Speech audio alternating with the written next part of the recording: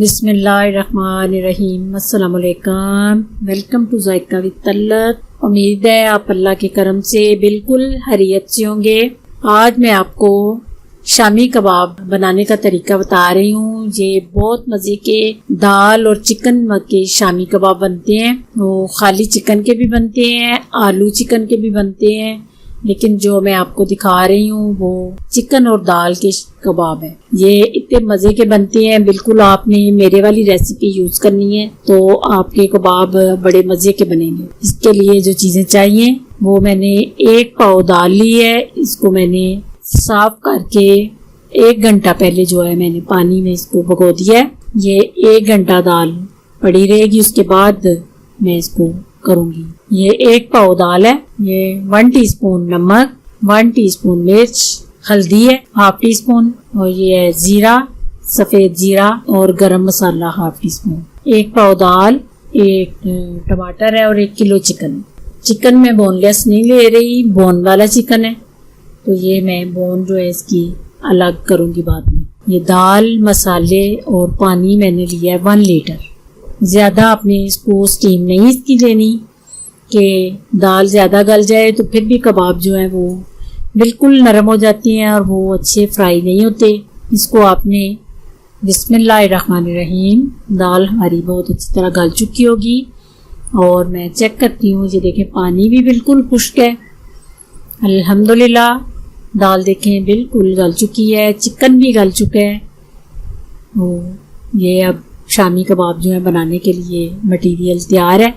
ये मैंने जो थी बोन्स ये मैंने चिकन से अलग कर ली हैं। दाल और चिकन जो है ये मैं अंदर डाल रही हूँ। ये आपने प्याज मैं अंदर नहीं, जब मैंने इसको चिकन को और दाल को ऊपर रखा था तब मैंने प्याज नहीं डाला। प्याज मैं कच्चा जो है इसके अंदर निकालूंगी इनके साथ। आप इसको कूट भी सकते हैं, हाथ से भी इसकी थोड़ी कर सकते हैं और मशीन से भी इसको निकाल सकते हैं। दोनों तरीके से आप ये काम कर सकते हैं। प्याज आप फिर आप चॉप भी कर सकते हैं किसी हाथ वाले चीज़ से, फिर भी आप अंदर डाल लें। ये सब्ज़ मिर्चें, प्याज और दाल और चिकन, ये मैं 4 चीज़ें जो है इकट्ठी मशीन से निकाल रही हूँ। ये जो कच्चा प्याज है इसका इतना मज़ा आता है कबाब में।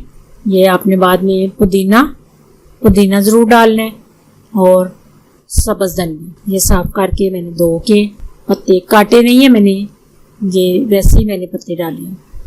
2 अंडे आपने अंदर ही डाल लेने हैं। ये जो कबाब है ये मैं आपको फ्रीज़ करने के तरीके से बता रही हूँ कि अंडे में अंदर ही डाल के इनको मैं शेप दे के तो फ्रीज करके रख देती होती हूँ। अगर आपने उसी वक्त बनाने हैं तो फिर आप अंडा ऊपर भी लगा सकते हैं। अंदर बेशक ना आप डालें लेकिन ऊपर लगाते जाएं अगर आपने उसी टाइम ये कबाब इस्तेमाल करने हैं। चूँकि मैंने फ्रीज करने हैं इसलिए मैंने एग अंदर डाल दिया। ये देखें इतनी अच्छी है। अंडा जब आपने अंदर डालना है तो फ्राई बहुत अच्छे होते हैं, बिल्कुल भी नहीं टूटते। ये मैं आपके सामने फ्राई करके आपको 2 कबाब दिखा रही हूँ।